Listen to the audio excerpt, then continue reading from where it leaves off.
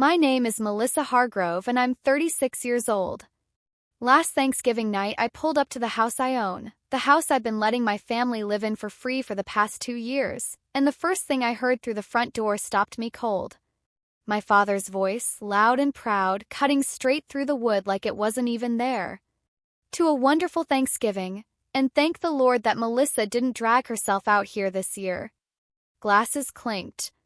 My sister's laugh rang out, that sharp, performative laugh she saves for a crowd. Nobody misses her anyway. All she does is show up and remind everyone how much money she makes. The whole room erupted. Not nervous laughter. Not awkward, throat-clearing laughter. Comfortable kind. The kind that comes from people who've rehearsed the joke so many times it doesn't feel cruel anymore. It just feels like a punchline. I stood on that porch with November wind cutting straight through my jacket, the first flurries of the season settling on my shoulders, listening to my entire family celebrate my absence. And y'all, that wasn't even the worst part of my year. The worst part had happened nearly 3 months earlier, when I discovered someone had taken out a $310,000 home equity loan against the house I own outright, with my forged signature. But I need to take you back to the beginning. 'Cause to understand how I ended up on that porch, you need to understand where I came from and who these people really were. Before I get into it, if you've ever been the person in your family who always gives and never gets anything back, drop a comment and let me know where you're watching from. You are not alone. And hit that subscribe button because I promise you do not want to miss what happens next. I grew up in Clarksville, Tennessee. One of those mid-sized towns where you can't pump gas without running into someone who went to school with your mother, and where reputation travels faster than any headline. My family looked solid from the outside. White house on Birchwood Drive, 2 cars in the driveway, an American flag on the porch post. My dad, Gerald Hargrove, worked as a general contractor for decades until he lost his license 6 years back, a permit dispute he still insists wasn't his fault. My mom, Beverly, does part-time bookkeeping for a local church and has spent the last 30 years being the emotional center of every room she walks into. And then there's my sister, Renee. 4 years older than me, effortlessly charming, the kind of person who walks into a room and gets everyone's attention without seeming to try. Our mother called her a natural. She called me reliable. You can probably guess which one of us got the better deal on that trade. I'm the younger one. Quiet one. The one who answers the phone at 2 a.m. when the furnace breaks or the insurance lapses or someone needs a check written fast. Renee opened a home decor boutique called the Gilded Vine about 3 years ago. Hand-dipped candles, copper lanterns, reclaimed wood, everything. She sold it to our parents as a gold mine and sold it to me as an investment in family. She convinced me to loan her $55,000 to get it off the ground. No promissory note. No repayment schedule. Just a hug and a "you're the absolute best, Mel." That was the beginning of a very long pattern. Over the 7 years before everything finally blew up, I wrote checks totaling more than $120,000 for this family. $20,000 for my dad's back surgery when his insurance lapsed and he refused to apply for any assistance program because he felt it was beneath him. $24,000 to replace the roof on my parents' house after a hailstorm. A storm they absolutely could have filed a claim for but didn't, because my dad has held a personal grudge against insurance companies since before I was born. $14,000 when the IRS started sending certified letters to Birchwood Drive that my dad couldn't ignore anymore. And another $7,000 when Renee's boutique had a slow quarter in its first year and she needed to cover payroll for 2 employees she'd already promised a raise to. Small loans that somehow never came back. Emergency checks that became expected. Whenever I so much as cleared my throat about repayment, my mother would get that faraway look in her eyes and say softly, like she was reading from scripture, "We're family, Melissa. Not a transaction." My dad would straighten his spine and say something about loyalty. And Renee would roll her eyes and call me a corporate robot. Not as a comment about my job. As a verdict on my soul. Here's the thing about me that made what my family did both infuriating and, I'm sorry, just genuinely dumb. I'm a licensed forensic accountant. I spend my professional life tracing money that people try to hide. I know how fraud works. I know what paper trails look like. And I know, better than almost anyone alive, exactly what it looks like when numbers aren't telling the whole story. They picked the wrong person to steal from. I own 2 properties. The first is my house in Nashville, a 3-bedroom I bought at 29 with money I saved grinding through 70-hour weeks at a forensic accounting firm downtown. No help from anyone. Every dollar mine. The second is a rental property in Clarksville on Birchwood Drive, the house my parents had been slowly losing the ability to afford. I bought it from them at fair market value so they could pay off their debts and not lose it to foreclosure, and then I let them and Renee's family move right back in. Rent-free. For 2 years.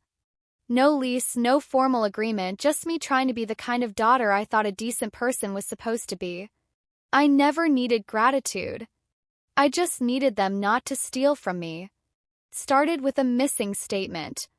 September 3rd, a Tuesday.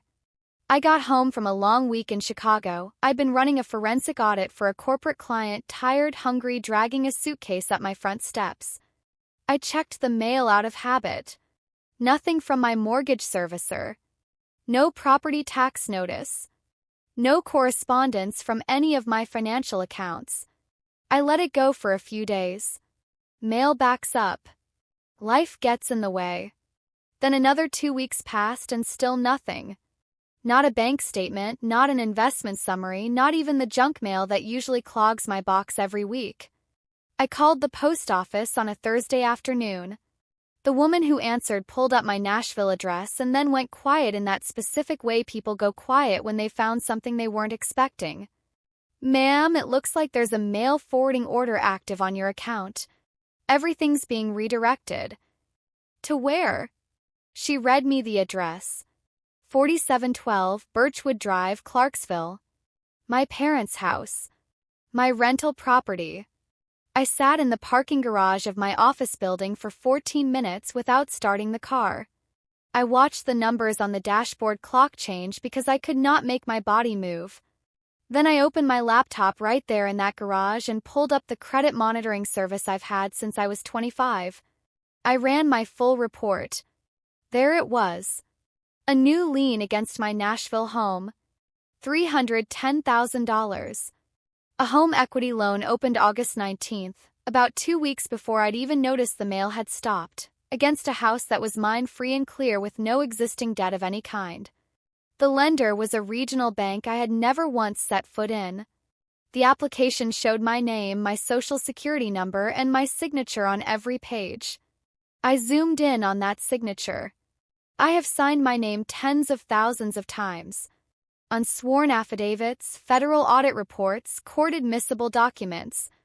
I know my signature the way a musician knows their own voice. It's not something I think about consciously, it's something I recognize the moment it's wrong. Curve of the capital M.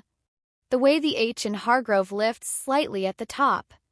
The natural pressure I put into each downstroke.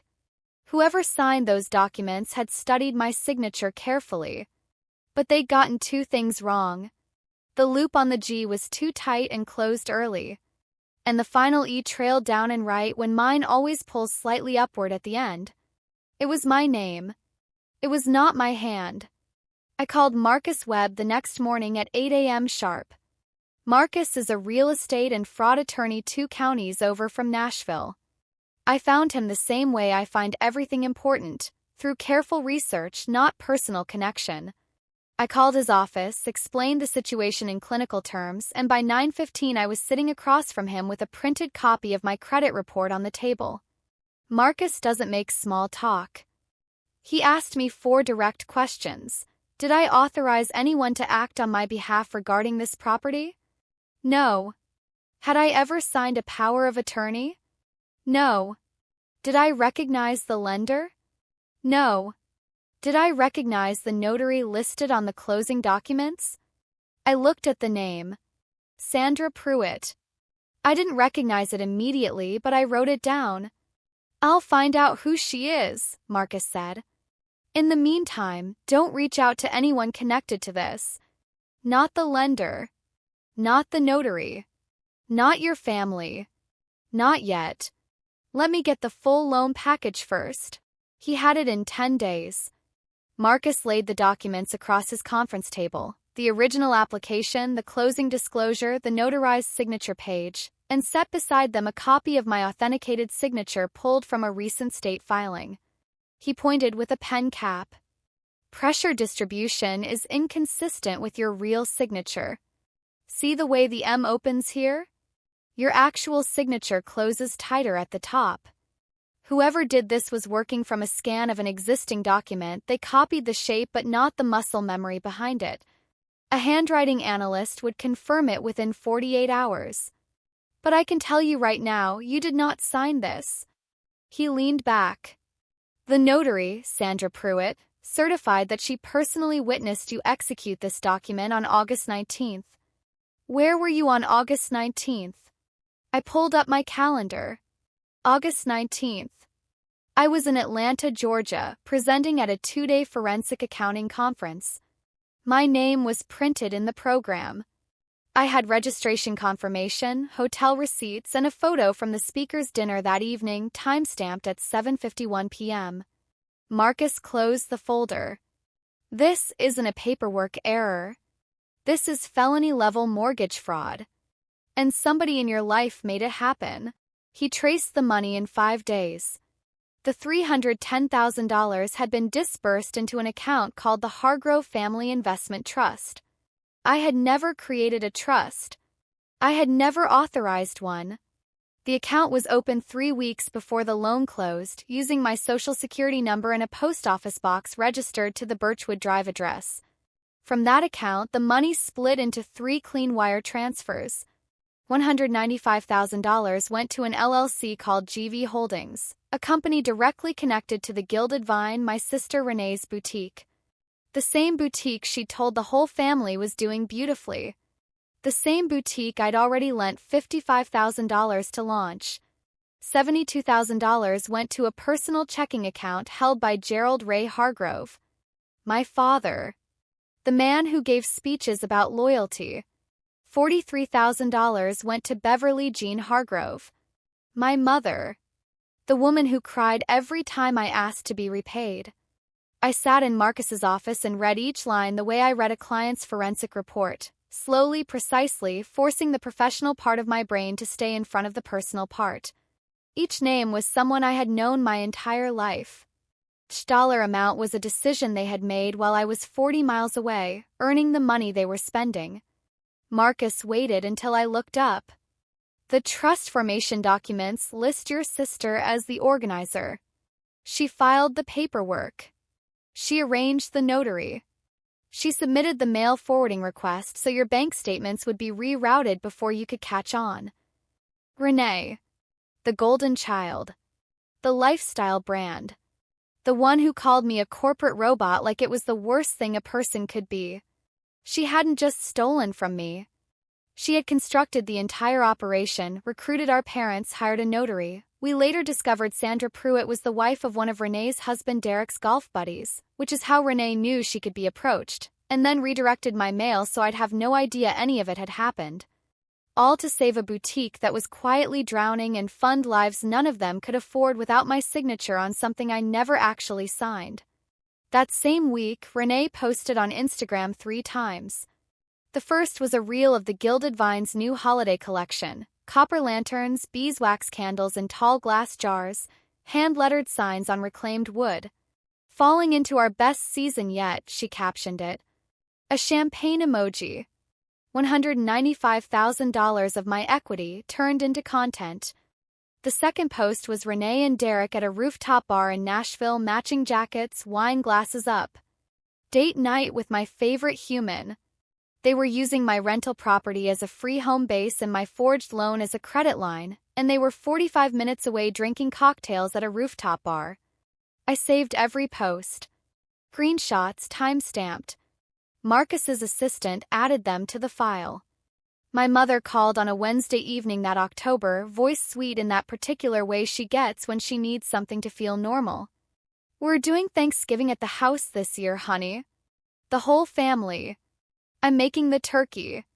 Your Aunt Carolyn's bringing her sweet potato pie. You should come, baby." We miss you. The house. My house. Property I owned and they occupied for free. She was inviting me to my own property like she was doing me a favor. I said I'd think about it. My dad texted the next day. Renee's boutique is really hitting its stride. You should be proud of her. I stared at that sentence for a long time. Then I screenshotted it and sent it to Marcus. A printed invitation arrived in my actual mailbox the following week. Fall leaf border, little turkey stamp, Thanksgiving dinner, 5 p.m., 4712 Birchwood Drive. They were throwing a holiday party in my rental property for the extended family. No one asked. No one even mentioned it. I set the card on my kitchen counter and left it there for 4 days. I gave myself that time to decide something. Before I signed the final paperwork and set everything in motion, I wanted to give them one chance. Not because they deserved it, but because I needed to know if there was any version of this where someone on their end would look me in the eye and own what they'd done. I called my father on a Saturday morning. He picked up on the second ring mid-sentence about a football score. "Dad," I said, "I need to ask you something." "Sure, sweetheart. There is a $310,000 home equity loan taken out against my Nashville property. A forged signature. A fake trust in my name. Do you know anything about that?" 3 seconds of silence. I counted them against the microwave clock. "What are you talking about?" "The wire transfer records show the money going to 3 accounts. One of them is yours." I heard my mother's voice in the background, urgent, hushed, the rhythm of someone coaching from across the room. That's ridiculous," my father said. "You probably signed something and forgot." He didn't ask which lender. He didn't ask for details. He didn't react the way a man reacts when he hears his daughter has been the victim of a major financial crime. He reacted the way a man reacts when he realizes he's been caught. "The notary is Sandra Pruitt, Dad. Derek's golf buddy's wife." The line went dead. No goodbye. Call just cut, the way conversations end when the next word would be a confession. 24 minutes later, my phone rang. Renee. Her voice had that practice comm register, the one she uses when a boutique customer complains and she needs them to feel silly for saying anything. "Melissa, Mom is completely falling apart right now." "What did you say to Dad?" "I asked about the forged loan on my house." A pause. I heard her breathing shift. Shorter, shallower. Someone recalculating. God, here we go. "You have always been paranoid. The notary is Sandra Pruitt." 5 full seconds of silence. "Look," Renee said, and her voice dropped. Harder now, the boutique owner composure peeling away. "Even if something happened with a loan, you owe this family, Melissa. You've always had more. You have 2 houses. We have nothing. Dad's business is gone. My boutique is barely hanging on. Mom hasn't bought herself a single new thing in years." Renee. The wire to GV Holdings was $195,000. Longer silence. I could almost hear the exact moment she understood that I didn't just know about the loan, I knew where every dollar had gone. "Who told you that?" "Bank records." She recovered fast. Renee always recovers fast. "Fine. We used the money." "So what?" "You would have said no if we'd asked. You would have made us justify every penny and sign 100 papers and feel like criminals for needing help. So instead, you made me a criminal. By putting your name on my property without my knowledge. I did what I had to do to keep this family going, which is something you have never once had to do. I've given this family more than $120,000 over the past 7 years, Renee. And you have reminded us of it every single time." She hung up. But she'd already told me everything I needed. She knew about the loan. She knew the amounts. She knew because she built the whole thing from the ground up. The next morning, I sent the email. To all 3 of them, Gerald, Beverly, and Renee, with Marcus copied on the CC line. Professional letterhead. numbered paragraphs, precise language, zero emotion. The terms were straightforward. Repay $310,000 within 45 days. Vacate the Birchwood Drive property within 45 days. Cooperate fully with an independent forensic audit of all accounts connected to the Hargrove Family Investment Trust. Failure to comply would result in a civil lawsuit, a criminal fraud referral to the county district attorney, and an emergency petition for eviction. I signed it with my full legal name, Melissa Jean Hargrove. 3 days passed. No response. Not a call, not a text, not even a read receipt. On the 4th day, my mother texted, "If you go through with this, you won't have a family anymore. Is that really what you want?" I read it at my kitchen table on a quiet Tuesday morning. My coffee was going cold. Sighed, the maple in the front yard had turned the deep red it goes every October, the kind of color that looks beautiful and feels like a warning. She didn't deny the fraud. She didn't promise to repay the money. She didn't say she was sorry. She went straight to the only card she'd ever held over me, the threat of exile. You'll lose us. You'll be alone. For most of my life, that threat worked. Every single time I pushed back, every time I asked for fairness, someone reminded me that blood was supposed to outweigh everything else. And I would fold. Pay. Forgive. Because the alternative, being on the outside, seemed too heavy to carry. But here's what they had miscalculated. They'd already taken the family. Not theoretically. They had taken it on August 19th when someone sat in a title office and signed my name on a loan I never authorized. What my mother was threatening to take away was an illusion. A performance they'd been running for years, one that required me to keep paying for my own seat at the table. I was done buying tickets. I set my phone down, screen up, her message still glowing, and I called Marcus. "Move forward," I said. "All of it." November 12th, the Monday. Marcus called me at 3 in the afternoon. The court granted the emergency order. 2 parts. First, the lien on your Nashville property is frozen. The lender cannot initiate any collection or foreclosure proceedings while the fraud investigation is active. Your house is protected. I let out a breath I'd been holding for 10 weeks. Second part. Emergency enforcement order for the Birchwood Drive property. Court found sufficient grounds based on the fraud documentation. The named occupants, Gerald, Beverly, and Renee, are ordered to vacate. When? November 22nd. That's the court's first available enforcement window. Thanksgiving. Of all the days on the calendar. Marcus, is there any other date? Any flexibility? The judge's docket runs full through December. Courts don't schedule around holidays when there's active real property fraud. This was the first available slot. I drove to his office the following morning and signed everything. 3 copies of the enforcement order. Authorization for the county sheriff to serve and enforce. A detailed affidavit attaching the forged loan documents, the wire transfer records, the notary certification, and my Atlanta conference alibi, program, hotel receipt, timestamp dinner photo. My hand was steady when I signed. That surprised me a little. Maybe it shouldn't have. Marcus slid a large manila envelope across the desk when we were done. Complete copy of the case file. In case you need to show anyone exactly what happened. I tucked it under my arm. It weighed almost nothing. But it held the entire story. I had 10 days to wait. Marcus coordinated with the Montgomery County Sheriff's Office on November 14th. He walked me through it afterward. He'd spoken with Deputy Terrence Cole, methodical, experienced, someone who'd handled property enforcement before. The order would be active at noon on November 22nd. If I called Deputy Cole on that date, his unit would respond to Birchwood Drive. What if they refused to leave? The order carries judicial authority. Refusal is contempt of court. The deputies are there to ensure compliance.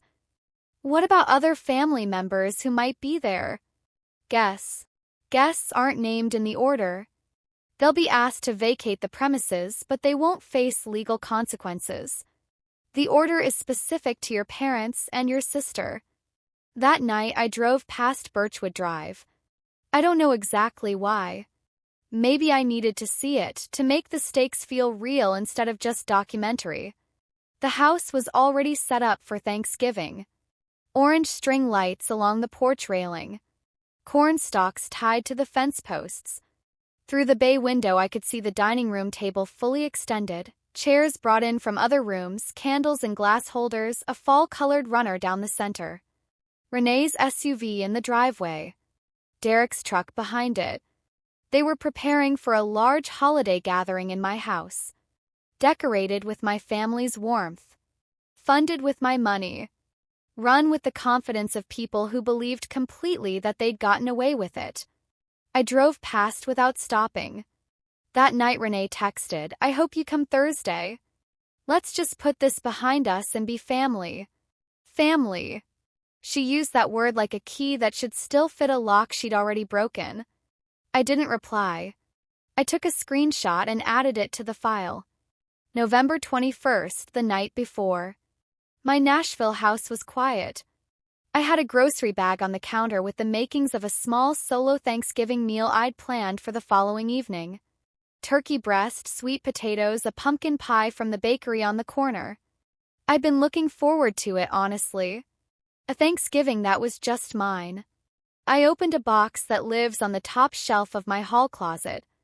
Old photographs, I don't keep many, but there's one small album that has made every move with me since I was in my 20s. Page 4. Thanksgiving 2001. I'm 10 years old, sitting between my dad and Renee on the living room floor, surrounded by the paper from the one gift we were always allowed to open on Thanksgiving. A family tradition I never fully understood but always loved. My dad's arm is around my shoulder. He's grinning at the camera. My mother is caught mid-laugh.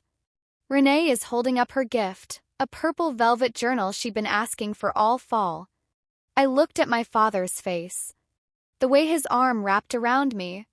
Pride in it. Closed the album. I texted Marcus at 11:45 p.m. Everything still on track for tomorrow? 2 minutes later, all confirmed. Cole is on duty from noon. Call is yours whenever you're ready. I set the phone on the nightstand. Turned off the light. Thanksgiving. November 22nd, 4:41 p.m. I drove to Clarksville with the manila envelope on the passenger seat and a thermos of coffee in the cup holder. The sky was that flat November gray that means weather is coming, and by the time I crossed into Montgomery County, the first flurries had started. Light and scattered. Not sticking yet, just drifting. Birchwood Drive was packed. I counted 26 cars along both sides of the street. My parents' Buick. Renee's SUV. Derek's truck. Aunt Carolyn's minivan. Cousins and family friends filling every available space. The house blazed with light, every window warm and gold, the porch railing strung with orange lights, the front door wreathed in fall leaves. Through the bay window I could see the dining room. Table fully extended. Good china, actually my grandmother's china, which my mother had claimed for safekeeping years ago and never returned. Candles burning. A full spread. People with wine glasses and paper plates moving through the room, laughing, settling in. The comfortable noise of a holiday that doesn't know it's about to end. I parked 4 houses down and cut the engine. Car ticked as it cooled. I sat there for a moment, just breathing. The snow was picking up, drifting through the orange glow of the street lamp. I could hear music from the house, just the faint warmth of it, a country song I half recognized. I stepped out. My boots clicked on the salted sidewalk as I walked toward the house. The envelope was in my coat pocket, pressing against my ribs with every step. The front door I stopped, put my hand flat against the wood, and listened. My father's voice rose above the room, that boom he gets when he has an audience and a glass in his hand. To a wonderful Thanksgiving, and thank the Lord that Melissa didn't drag herself out here this year. Glasses clinked. Cheers. Renee, bright and performing. Nobody misses her anyway. All she does is show up and remind everyone how much money she makes. Laughter. Real, genuine, comfortable laughter. Kind that comes from a room full of people who've heard this version of the joke before and enjoy the way it lands. Then my mother's softer. She'll come around. She always does. And then a voice I'd respected my entire life, my Uncle Hank, my father's older brother, chiming in from across the room. That girl needs to figure out what actually matters. More laughter. Someone refilled a glass. The music kept going. I stood there in the falling snow and listened to my entire family, aunts, uncles, cousins, people I'd known since childhood, agree on a version of me that I had spent 36 years and more than $100,000 trying to disprove. My jaw tightened. My fingers curled around the envelope in my pocket until the edges bit into my palm. For one moment, just one, I imagined kicking the door open and slamming every document on that table in front of all of them. I didn't. I stepped back from the door, down the porch stairs, across the yard, back to my car, opened the door, sat down, closed it quietly. My breath came out in white clouds in the dark interior. I pulled out my phone and called Marcus. He answered on the first ring. "I'm here," I said. "Everyone's inside. It's a full house. I'll contact Deputy Cole right now." 15 minutes. 15 minutes, I repeated. "Melissa, are you okay?" I looked through the windshield at the house. Every window lit. My family warm and fed and laughing inside walls I'd paid for. "I will be," I said. And I meant it. I set the phone on the dashboard. Wrapped my hands around the steering wheel. The leather was ice cold. I didn't start the engine. I didn't turn on the heat. I waited. 3 minutes. The song inside changed to something slower. 5 minutes. Tyler, Uncle Hank's daughter, a girl I'd watched grow up, stepped onto the porch to take a phone call. She glanced toward the street without seeing me, stomped her feet against the cold, and went back inside. 8 minutes. Something settled inside me. Not softening. Clarifying. The way the air sharpens right before a storm breaks through. 10 minutes. Headlights at the far end of Birchwood Drive. Moving slowly. Deliberate. I watched the first cruiser turn onto the street. Then a second one right behind it. No sirens. Just engines and headlights sweeping quietly across parked cars and mailboxes and a yard full of dried-up pumpkins. 12 minutes. Both cruisers pulled up in front of 4712. Deputy Cole and a second officer stepped out. They adjusted their belts, checked their paperwork, and walked up the path I'd stood on 20 minutes before. 15 minutes. Deputy Cole knocked on the front door. 3 firm knocks. Kind that don't sound like a neighbor or a holiday visitor. Kind that sound like something official and irreversible. The music cut off. Silence. Then Renee's voice, high and sharp. "What on earth?" The front door opened. Warm light and sound spilled out into the cold, and then that sound died as the room understood something had shifted. Renee stood in the doorway. My father materialized behind her, filling the frame with his shoulders the way he always does when he feels cornered. Deputy Cole's voice was clear and steady. "Good evening, ma'am. I'm Deputy Cole with the Montgomery County Sheriff's Office. We're here to serve an emergency enforcement order issued by the Circuit Court regarding documented financial fraud connected to this property." "There has to be a mistake," my father said. His voice was controlled, but I could hear the effort. "This is a family home. Property is titled to Melissa Jean Hargrove, sir. This order names Gerald Ray Hargrove, Beverly Jean Hargrove, and Renee Hargrove Callahan as respondents. The order requires all named occupants to vacate the premises by midnight tonight." The room behind them went completely still. I stepped out of my car. My boots were loud on the frozen walkway. I crossed the street, walked up the path, climbed the porch steps. Through the open doorway I could see the whole dining room, the candles, the full table, 26 people frozen in various positions. A woman with a serving spoon stopped halfway to a dish. A man with a wine glass held halfway to his mouth. Children in the hallway doorway with wide eyes, reading the room the way kids do when they understand something big is happening even if they don't know what. My Uncle Hank, the man who, not 20 minutes ago, had said I needed to figure out what actually mattered, stood near the back of the room with both hands flat on the table, staring at the door. I stepped inside. The room looked at me. My coat. The envelope in my hand. My face, and I know how I looked because I'd been practicing calm for 10 weeks straight. My mother was the first to find words. "Melissa, what have you done?" I walked to the dining table and set the envelope down. Not slammed, set. Deliberately. The way I set documents on a client's conference table when I'm presenting findings. I've protected my property from the people who forged my name to take it from me. Silence. Kind that rings.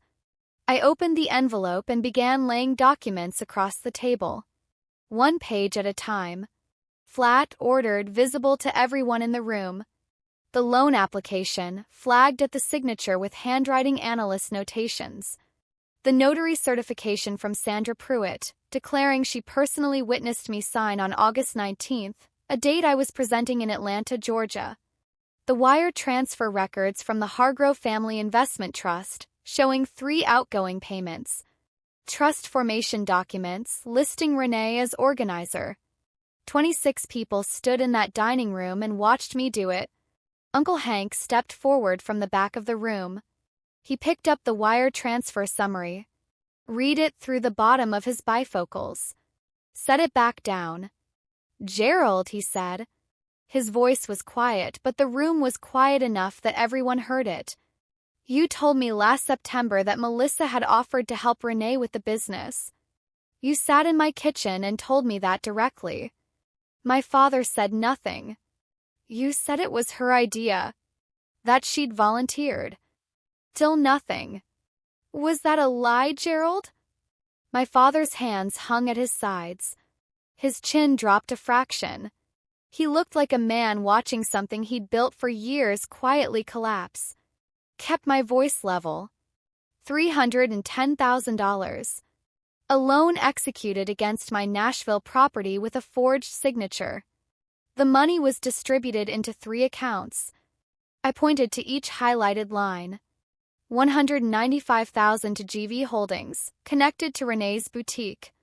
$72,000 to Gerald Hargrove's personal account. $43,000 to Beverly Hargrove. Renee took a half step backward. Her wine glass tilted in her hand. My mother pressed both hands over her mouth. The woman standing beside her, Aunt Carolyn, slowly removed her arm from my mother's shoulder and stepped away. Derek, Renee's husband, had been standing in the kitchen doorway the entire time with a dish towel in his hands. He set it on the counter without a word, walked to the hall closet and pulled out his coat, his keys, and a duffel bag that looked like it had already been packed. He walked past Renee, past the deputies, and out the front door without looking at her. His truck started 30 seconds later. Whatever he'd suspected before tonight, he'd made his decision. Renee spun toward the room, arms wide. "Are y'all just going to stand there?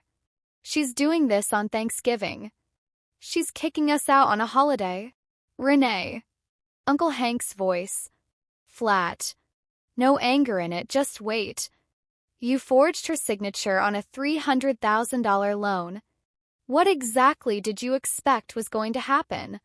Renee's mouth opened. Closed. Opened again. For the first time in my living memory, my sister, who always has something to say, who can work any room she's ever walked into, had absolutely nothing. My father spoke finally. His voice cracked on the second word. "We were going to pay it back. We just needed more time." I looked at him. "The loan is 3 months old, Dad. Not one payment has been made. Not one." He gripped the back of a dining chair, steadying himself. Renee switched approaches, she always does, fast and smooth. Her eyes filled up on cue. That specific shimmer she's been deploying since we were teenagers. I was desperate, she said, her voice dropping to a trembling register. The boutique was going under. I didn't know what else to do. I have 2 kids, Melissa. 2 little kids. She looked around the room for someone to back her up. Tyler looked at the floor. Aunt Carolyn was already moving toward the coat rack. My cousin Jade, who had driven 3 hours from Memphis for this dinner, quietly set down her plate. My mother reached for my hand. Her fingers were cold and shaking.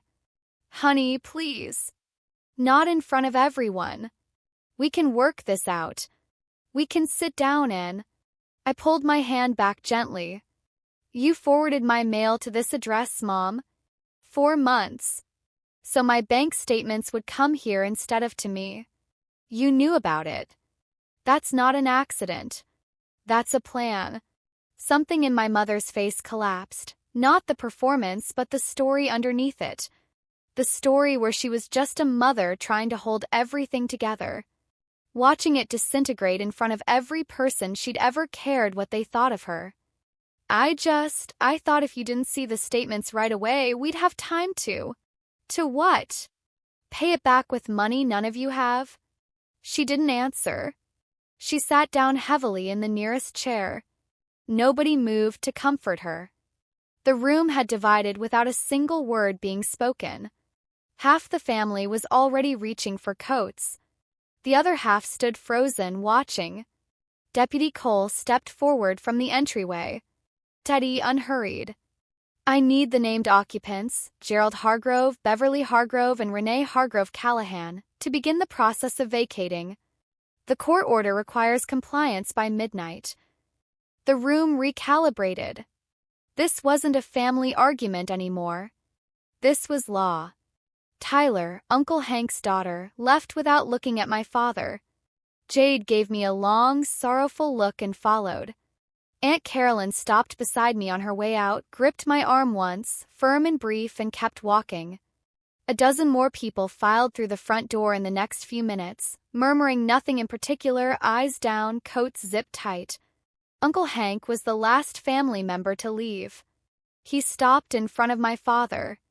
Looked at him for a long moment. You call me when this is settled, Gerald. Not before. He looked at me briefly, not with apology but with recognition. Then he walked out. My father sat down at the head of the table. Court order lay in front of him next to the sweet potato casserole. He didn't read it. He stared at the tablecloth like a man watching something that can't be undone. I left the folder on the table, turned around, and walked out the front door without looking back. The filings went out November 30th, first thing in the morning. A formal fraud referral to the Montgomery County District Attorney's Office. A civil lawsuit against all 3 family members for $310,000 in actual damages plus attorney's fees, filing costs, and compensatory damages for credit harm and professional jeopardy to my CPA license. And a formal complaint to the Tennessee Secretary of State's office against Sandra Pruitt for certifying a signature she never witnessed. I signed each filing with my own pen. My real signature. The one with the smooth upward pull at the end of the E that nobody in my family had ever managed to get right. Marcus walked me through the timeline. The DA's office treats forged mortgage documents seriously. Felony charges, a grand jury review, and a paper trail this clean made indictments likely. Sandra Pruitt's notary commission was suspended within the week. Her name went out in the state disciplinary bulletin. Every title company in the region received notification. How are you doing? Marcus asked when I'd signed the last page. I thought about the question honestly. Like I just delivered a final audit report, I said. The numbers are signed off. The findings are filed. Whatever happens next is out of my hands. He nodded. He understood that answer. The voicemail started the morning after Thanksgiving and ran for 2 solid weeks. My mother called 9 times in the first 3 days. The earliest messages were real crying, raw, not the polished version I'd seen deployed my whole life, but something stripped down and frightened. By message 5, it shifted into bargaining. We can work out a payment plan. Just let us talk to you. By message 8, it turned. You think you're better than us. You've always thought that. I saved everyone. Forwarded them to Marcus. Renee sent a long email. I read it once. The argument was that I had chosen money over family, that our father might go to prison at 64 because of me, that her children would grow up without understanding why their aunt decided a bank balance was more important than blood. She signed it your sister, Renee. As though I needed the reminder. I forwarded it to Marcus with a one-line note for the file. My father texted on December 3rd. I am still your father. You owe me that respect. I read it at my kitchen table. Saved the screenshot. Blocked his number. On Christmas morning, I blocked all 4 of them, Gerald, Beverly, Renee, and Derek, because I knew Renee would try his number within the day. One took 3 taps. 12 taps. 4 people. Done. Quiet that followed wasn't what I expected. It wasn't relief, not exactly. It was the absence of noise, like walking out of a loud factory after a full shift. Your ears ring for a while and then they don't, and the silence feels so unfamiliar you almost mistake it for something wrong. It wasn't wrong. It was space. My own space for the first time in years. I spent that Christmas morning making a real breakfast, putting on a playlist I'd made years ago, and finally decorating the small tree I'd bought weeks earlier. Plain silver ornaments from the hardware store. Nothing inherited, nothing carrying someone else's story. I hung them one by one. At 11:52 p.m., my phone lit up with a text from an unsaved number. My stomach clenched. It was Uncle Hank. Merry Christmas, Melissa. I owe you an apology. I should have asked more questions when your father told me you'd offered that money voluntarily. I believed him without checking. If you ever need a character witness for any part of this, I'm available. No strings attached. I read it twice. Then I typed back. Merry Christmas, Uncle Hank. Thank you. That means more than you know. Short. Honest enough. I set the phone down and looked at the tree. Silver catching lamplight. Outside, a neighbor's dog barked twice and went quiet. For the first time in a very long time, no one was going to call me in the morning needing something. The grand jury returned indictments in early February. Renee Hargrove Callahan, 2 counts, felony forgery in the first degree and mortgage fraud. Combined exposure of 4 to 9 years in state prison if convicted on both counts. Gerald Ray Hargrove, 1 count of criminal conspiracy to commit forgery. 1 to 4 years. Beverly Jean Hargrove, 1 count of accessory after the fact, specifically the deliberate mail forwarding intended to prevent the victim from detecting the fraud. To 18 months, with the DA indicating they'd recommend probation given the scope of her direct involvement. Sandra Pruitt, fraudulent notarization. Criminal charges separate from the civil penalty, with the possibility of prison time and a permanent bar from notarial practice in Tennessee. Marcus called me on a Tuesday morning while I was reviewing a client's quarterly compliance filing. I wrote 4 words on my notepad when he gave me the news on the Nashville property: lien voided. Title clear. Same 4 words I'd write on any client's file when a dispute was resolved in their favor. My house was mine again. My name was mine again. In small towns, things travel without any help from you. By late February, the broad strokes were known throughout Clarksville. The details varied depending on who was telling it, but the core never changed. The Hargrove family had forged their daughter's name, pulled $310,000 against her property, split the money between themselves, and spent it. The daughter called the sheriff on Thanksgiving. The family was in court. The Gilded Vine started losing foot traffic within weeks. Renee's social media following turned on her after someone posted a link to the public court docket in her comments section. She deleted her business account and reopened it under a different name. That lasted 9 days before people found it again. She made one final play in early March, a Facebook post about her family's private struggles being turned into a public nightmare, and her children needing a mother who wasn't being persecuted by her own sister. She left the comments open. Within 2 hours, there were 43 comments. 6 were supportive. 37 were not. Someone posted the case file number. Another shared a link to the county docket. Renee deleted the post after 3 hours. Uncle Hank told me about it the following Sunday. He shook his head over the phone. She thought she could spin it, he said. Same as she's always done. I didn't comment. I didn't post anything in response. I didn't reply to the people who tagged me in screenshots. Silence is its own statement, and I'd already made mine on paper in a courtroom filing. Derek filed for divorce in February. His attorney moved quickly to separate his finances from Renee's before the criminal case went any further. He moved to his mother's house in Murfreesboro with the kids and didn't contest anything beyond the custody schedule. He simply removed himself from the wreckage as efficiently as he'd walked out the front door on Thanksgiving. My father's contractor contacts dried up. A builder he'd worked alongside for more than 15 years called Uncle Hank and said he couldn't shake hands with a man who'd do that to his own daughter. My dad's phone stopped ringing. My mother lost her footing at Calvary Baptist, not officially because churches don't issue press releases. But the women who'd sat with her in the same Bible study pew for 20 years found reasons not to save her a seat. Potluck invitations stopped arriving. Beverly Hargrove, who'd spent 3 decades being the kind of churchwoman who organized the Christmas toy drive and brought casseroles to grieving families, started eating lunch alone. None of this gave me any satisfaction. I wasn't tracking it. These were things Uncle Hank mentioned the way you mention weather in a neighboring county. I listened. I didn't add anything. Truth was doing its work without my assistance.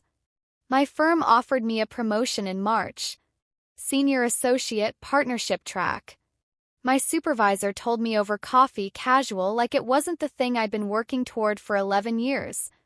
Your numbers have been the strongest in the group all year, she said. And frankly, the way you've handled a significant personal situation without letting it touch your work, that kind of professionalism doesn't go unnoticed. I accepted. We shook hands. I walked back to my desk, sat down, and realized my hands weren't shaking. Not even a little. A year earlier, that promotion would have been followed by a phone call. My mother needing help with the water heater. My dad needing a bridge loan. Renee needing to know if I could invest a little more in the boutique. Every professional milestone in my adult life had arrived with a family invoice attached. Not this one.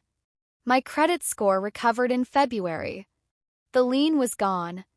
My CPA license renewal went through without a single flag. The ticking clock my family had set on everything I'd spent 11 years building, it had been stopped. I rented the Birchwood Drive property in April. A young couple, Rachel and James, a teacher and a physical therapist, newly married. They signed a proper lease, paid first and last month's rent, and inside of a month had hung a bird feeder from the porch railing where my mother's fall wreath had been. I thought that was exactly right. In May, I started seeing a therapist. Not because I was falling apart. Because I wanted to understand why I'd operated as my family's personal emergency fund for 7 years without demanding a single receipt. Why I'd kept writing checks for people who insulted me for having a checkbook. The answers were layered and ongoing. But I was doing the work. Uncle Hank and I had dinner at a diner halfway between Nashville and Clarksville in May. His idea, neutral ground, he said. He ordered the meatloaf.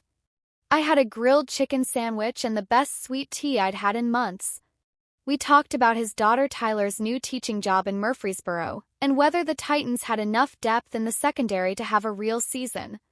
We didn't discuss the case. We didn't need to. That's what family can look like. A diner booth. An honest conversation. Nobody carrying a debt into the room. Plea agreements were finalized in June. Renee Hargrove Callahan, 22 months in state prison, followed by 3 years of supervised probation, with full restitution of $195,000. The felony conviction would follow her on every job application, every professional license application, every background check, every apartment lease for the remainder of her life. The Gilded Vine closed the week before sentencing.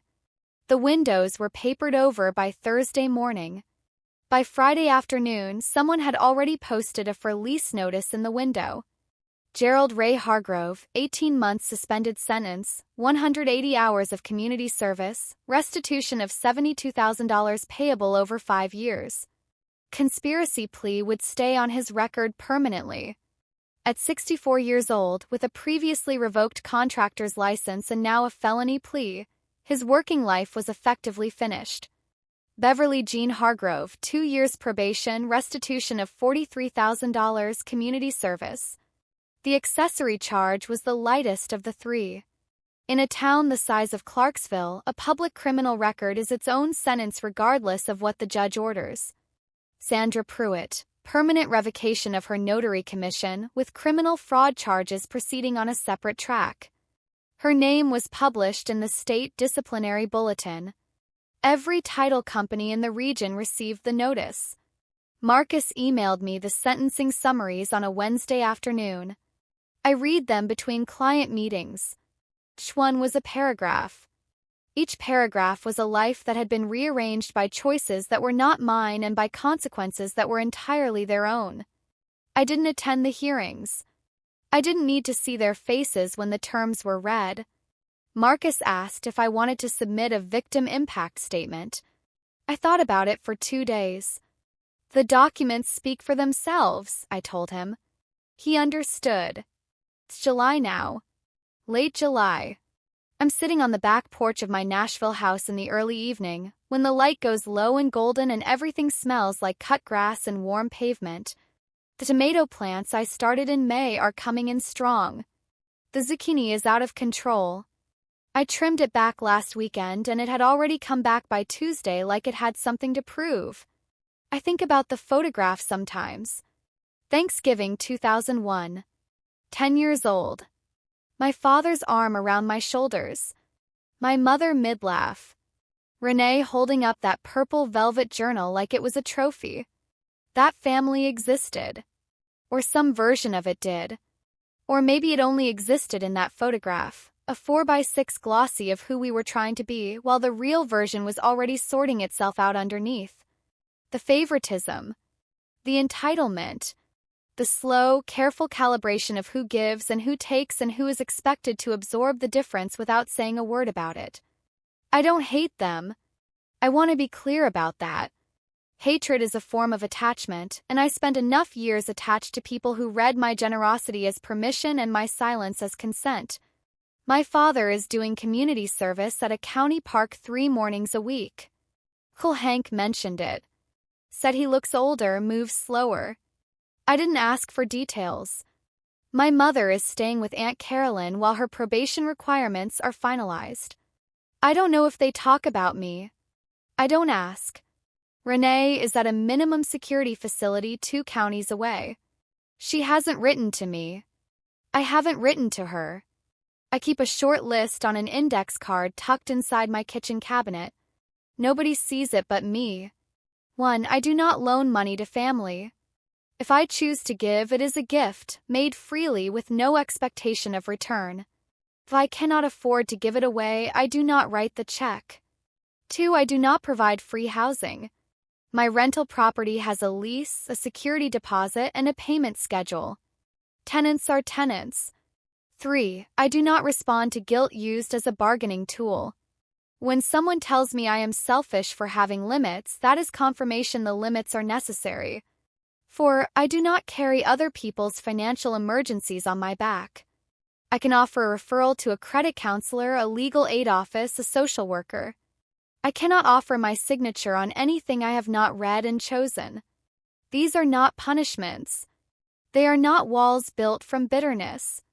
They are guardrails, the kind you install after you've driven a road with none and seen exactly what happens at the curves. I drove past Birchwood Drive last weekend. Slowed down but didn't stop. Rachel and James, the young couple renting the house, have made it genuinely theirs. Sage green shutters. A bird feeder on the porch. The vegetable garden along the south side where my mother's rose bushes used to be is lush and crowded with summer growth. A dog was stretched out on the front step in a patch of afternoon sun, one ear folded over his face like he'd fallen asleep mid-thought. The house was alive the way houses are when people actually live in them, not hide in them, not steal from them. Just live. I drove home, pulled into my driveway, walked to the mailbox. Electric bill. A postcard from Uncle Hank. He's fishing up near Gatlinburg this week, says the trouter running. Catalog I never subscribed to. All of it addressed to me. All of it delivered here to this house to no one else. No forwarding order. No interception. No one reading my bank statements at a kitchen table 40 miles away, calculating what they could still take before I noticed. I carried the mail inside. Hung my keys on the hook by the door. The late afternoon sun came through the kitchen window and made a wide gold rectangle on the floor. My silver ornaments from Christmas were still on the small tree I'd moved to the bookshelf. I liked them there, liked the way they caught light and scattered small bright circles across the ceiling at certain times of day. My name is Melissa Jean Hargrove. This is my house. This is my name. This is my quiet, chosen, not imposed. If you're watching this and something in it landed close to home, the guilt trips, the but we're family refrain, the slow erosion of your savings and your patience and your sense of what you actually deserve, I want you to hear something from someone who made it through to the other side. Protecting yourself is not cruelty. Drawing a line is not abandonment. Holding your ground is not betrayal. I spent 7 years writing checks and swallowing frustration and telling myself that real love meant never asking for fairness. That a good daughter absorbs the cost. That one more loan, one more year of silence would finally earn me the respect I'd been chasing since I was sitting on my father's lap at 10 years old. It was never going to happen. The finish line moves every single time you get close enough to touch it. People who take without gratitude don't find a conscience on their own, they find a new ask. They stop when you stop. Not before. I did not want to call the sheriff on Thanksgiving. I did not want to spend months in an attorney's office reading wire transfers with my family members' names on them. I did not want any piece of this. But I wanted to keep my house.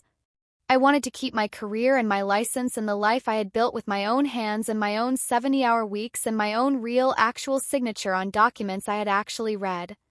And when it came down to protecting myself or continuing to protect people who were taking from me while toasting my absence, I chose myself. They called me cold. They called me selfish. They called me a corporate robot. Like having a limit was the most shameful thing a person could be. But I still have my house. I still have my name. I still have the peace that comes from a life that is genuinely, completely mine. Blood is not a payment plan. And love should never come with a lien attached.